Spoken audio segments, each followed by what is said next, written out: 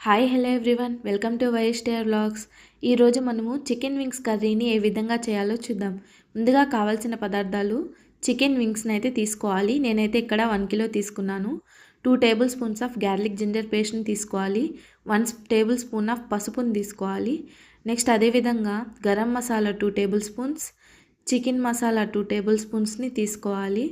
కారం తగినంతగా తీసుకోవాలి. అదేవిధంగా సాల్ట్ని కూడా తగినంతగా యాడ్ చేసుకోవాలి. నెక్స్ట్ ధనియాల పౌడర్ కూడా 2 టేబుల్ స్పూన్స్ తీసుకోవాలి. అదేవిధంగా కర్డ్ని తీసుకోవాలి. పెరుగు 1 కప్పు, ఒక ఆనియన్ని ఈ విధంగా సన్నగా తరిగి ఆయిల్లో అయితే గోల్డెన్ కలర్లోకి వచ్చేంత వరకు ఫ్రై చేసి చికెన్లో అయితే వేసుకొని కలుపుకోవాలి. ఈ కలుపుకున్న చికెన్ అయితే మనము ఫ్రిడ్జ్లో 20 మినిట్స్ వరకు స్టోర్ చేసుకోవాలి. నెక్స్ట్ ఒక కడాయిలో ఆయిల్ వేసి హీట్ అయిన తర్వాత సన్నగా తరిగిన ఆనియన్స్ని అయితే వేసుకొని నెక్స్ట్ ఒక పచ్చిమిర్చిని కూడా సన్నగా తరిగి వేసుకోవాలి. ఆ తర్వాత గోల్డెన్ కలర్లోకి వచ్చేంత వరకు ఉండనిచ్చిన తర్వాత టమోటాస్ని కూడా యాడ్ చేసుకోవాలి. సన్నగా తరిగిన టమోటాలను అయితే యాడ్ చేసుకోవాలి.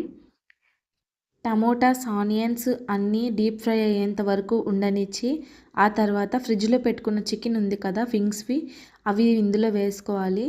సో చూడండి, ఈ విధంగా అయితే వేసుకోవాలి. ఒక్కొక్కటిగా వేసుకున్న తర్వాత వాటర్ అనేది యాడ్ చేసుకోవాలి.